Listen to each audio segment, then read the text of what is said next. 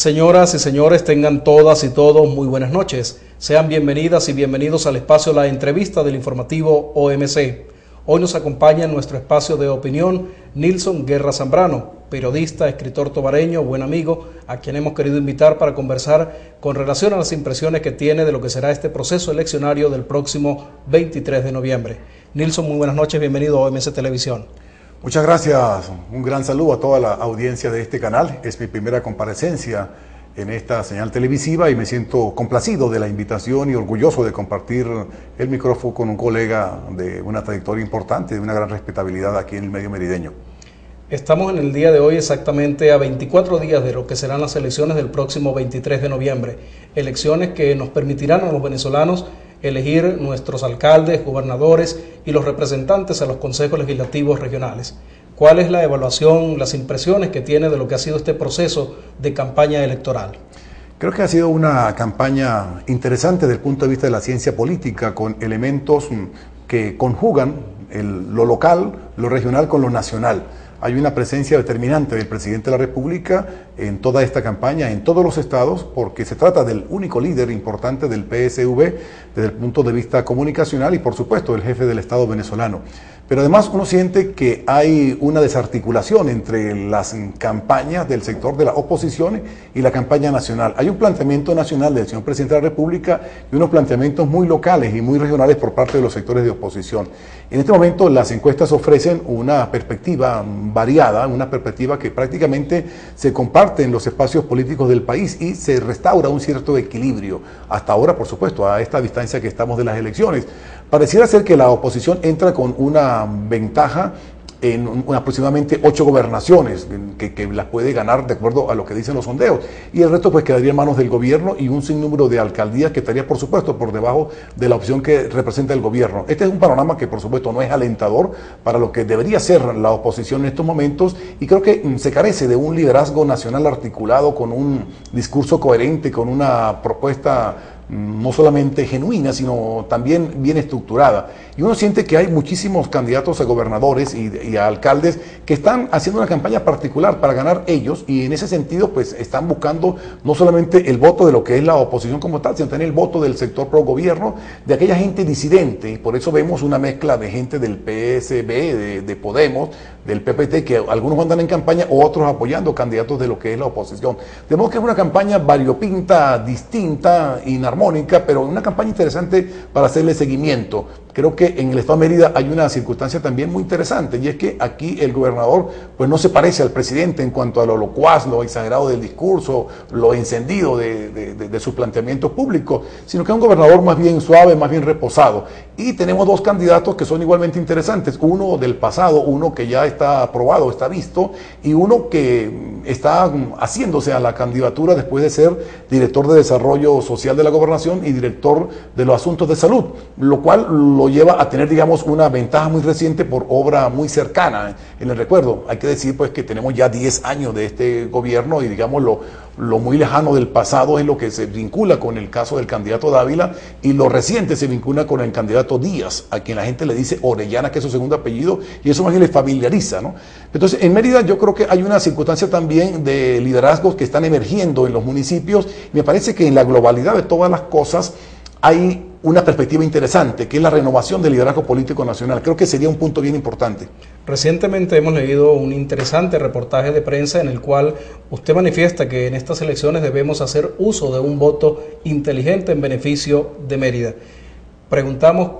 cómo definir en principio lo que es un voto inteligente y cómo hacer para que los ciudadanos al momento de acudir a las urnas electorales verdaderamente ejerzan ese derecho de manera consciente, de manera bien razonada, sin que vayan por un compromiso, cumpliendo con una responsabilidad o buscando algún beneficio particular. El voto inteligente en beneficio del Estado de Mérida es una expresión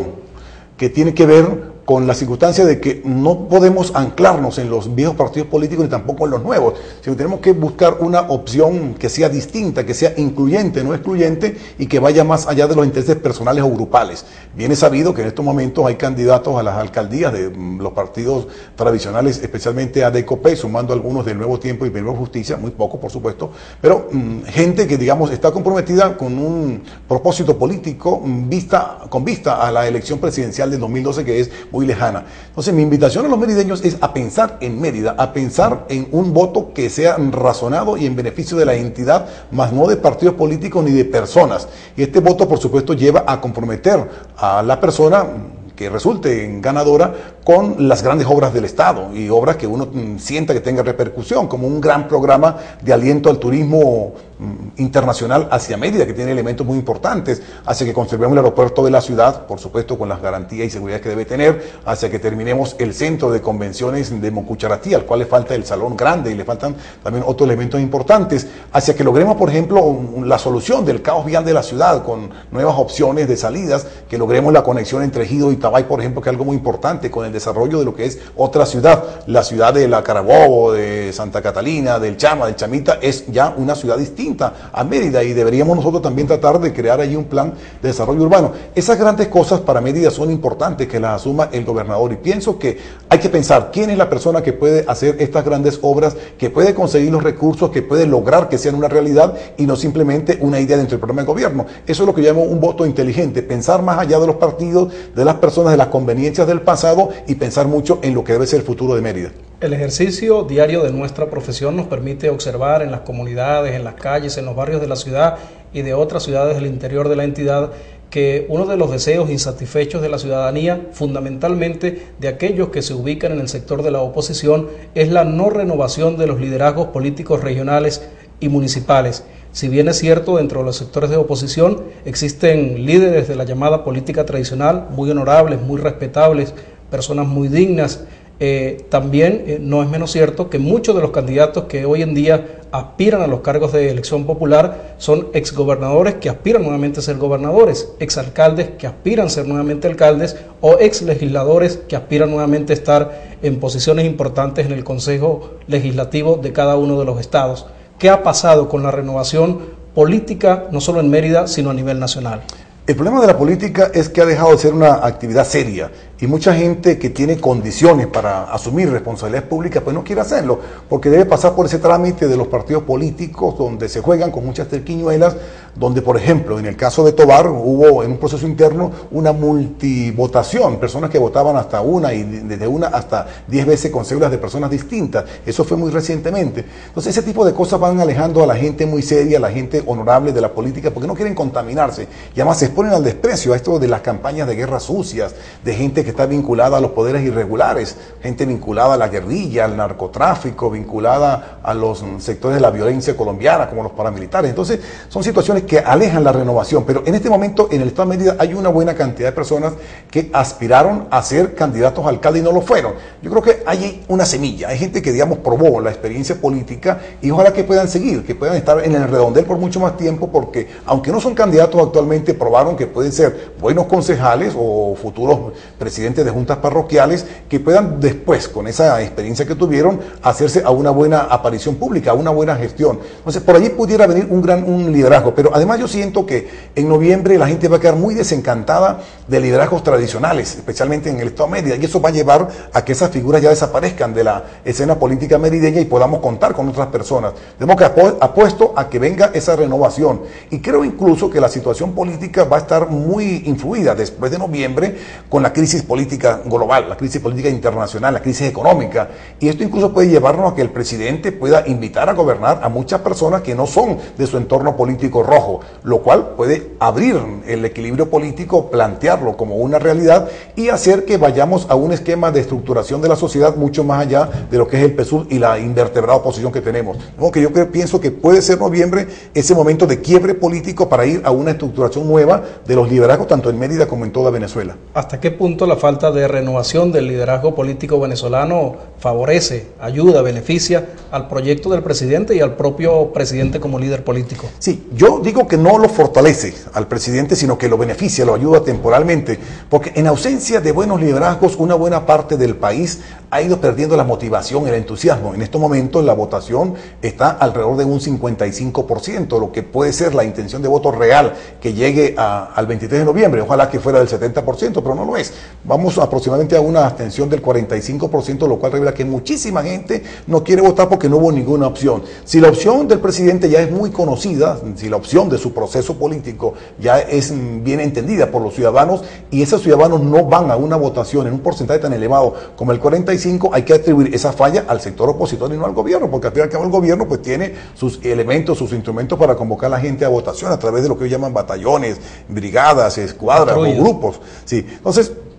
eso beneficia al presidente. Y yo creo que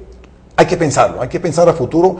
después de los resultados, qué hacer con ese sector de la oposición, si vale la pena seguir este esquema donde hay aproximadamente unos 32 partidos de oposición inscritos en diferentes planchas, en diferentes jurisdicciones, y hay una cantidad de partidos que son de maletín, de todos esos, personas que digamos tienen una franquicia del partido y lo expanden por los estados, pero que no tienen ninguna presencia real, ¿no? Valdría la pena que hubiese un esquema bipartidista, un partido del gobierno, un partido de la oposición, para ver si nucleamos. El problema está en que mucha gente, muchos dirigentes están desubicados, descolocados y piensan con tener un partido de muy poca expresión, pues al menos salen por la prensa, van algún día a la televisión o a la radio y aparecen y tienen pues una figuración que les complace a ellos, pero que en nada benefician al sistema político que debería ir a un esquema ya vertebrado, organizado de dos grupos, un sistema bipartidista que es lo que más le conviene para la estabilidad política del país. Durante los últimos procesos electorales celebrados en Venezuela, el presidente Chávez ha sido el llamado gran elector. En estas elecciones del próximo 23 de noviembre, ¿hasta qué punto puede influir en los resultados de la misma elección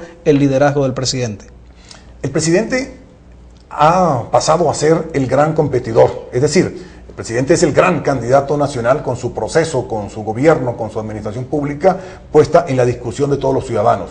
Para infortunio de la oposición, el problema es que no hay discusión sobre esa obra. Aquí, por ejemplo, en Mérida no se discute sobre la obra de Florencio Porras o lo que fue la gestión de Marcos Díaz Orellana en desarrollo social o en salud para criticarlo o para elogiarlo, ¿no? No hay ese debate. Entonces el presidente ha pasado a ser una figura fundamental, una figura que si usted la mide en centimetraje en los periódicos es muy grande, no se le acerca a nadie ni siquiera a una cuarta parte de lo que es su aparición pública, ni tampoco en televisión, ni tampoco en radio. Entonces es el gran competidor con todos. Y yo sé que hay candidatos en algunos estados que tienen alguna dificultad para conectar con el público, pero la gente está asumiendo en el lado del gobierno que hay que respaldar al presidente y él pide ese apoyo para él y yo creo que es un punto importante, digamos, que no ha sido derrumbado. Pero es que además es difícil que un gobernador, un candidato de oposición, caso Mérida, compita con el presidente, que tiene una figuración no solamente aquí, sino también en todos los países de América o hasta del mundo. Entonces, esa situación del presidente de exponerse a ese liderazgo llevaría a una gran campaña nacional, o debió llevar a la oposición a una gran campaña nacional que nadie la pensó, nadie la articuló, nadie la ha diseñado para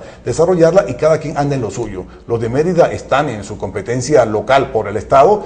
los otros por el municipio, y hay una despreocupación, porque lo que decía hace un rato, hay muchísima gente de la oposición que anda pescando votos chavistas, y por eso no hay esa confrontación con el presidente, ni quieren hacerlo, pensando que mucha gente que es afecta al color rojo les van a dar el apoyo, y todo eso lleva a una situación en la cual el presidente pase liso, pase más bien inadvertido desde el punto de vista de la crítica, de la confrontación, porque al fin y al cabo es un elector muy importante, pero sí influye mucho y se nota, ¿no?, que la gente, los candidatos, cuando hemos visto en las cadenas, pues son anuentes del presidente y la mayoría de las veces es él el que da el discurso central en un acto de campaña en cualquier estado y los candidatos a gobernador o alcalde pues juegan un papel secundario, un papel más bien de operarios o de activistas políticos en cada jurisdicción.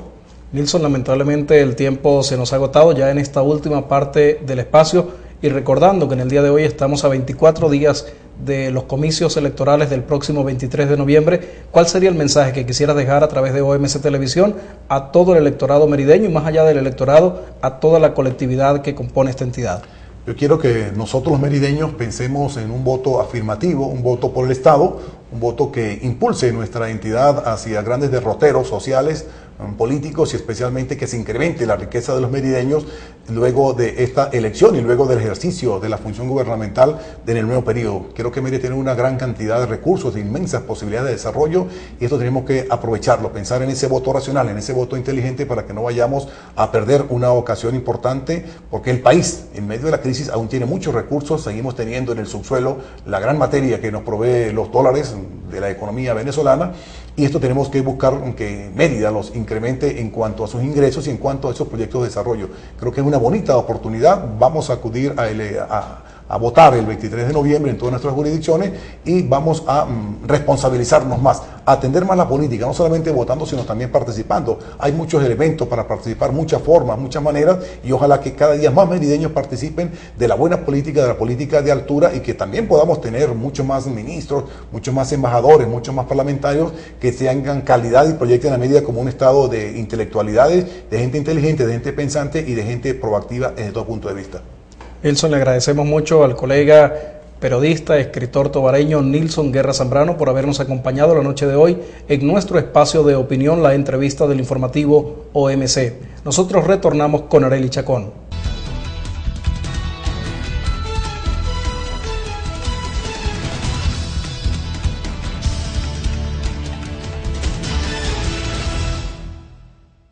Agradecemos a nuestro gerente de información y opinión, César Adolfo Cañas, y también a su invitado de esta noche en la sección La Entrevista, Nilson Guerra Zambrano, periodista y escritor tobareño. Amigas y amigos, de esta manera estamos llegando al final de Informativo OMC. Como siempre, agradecemos a todos ustedes su atención. Se despide Arely Chacón y será hasta una próxima oportunidad.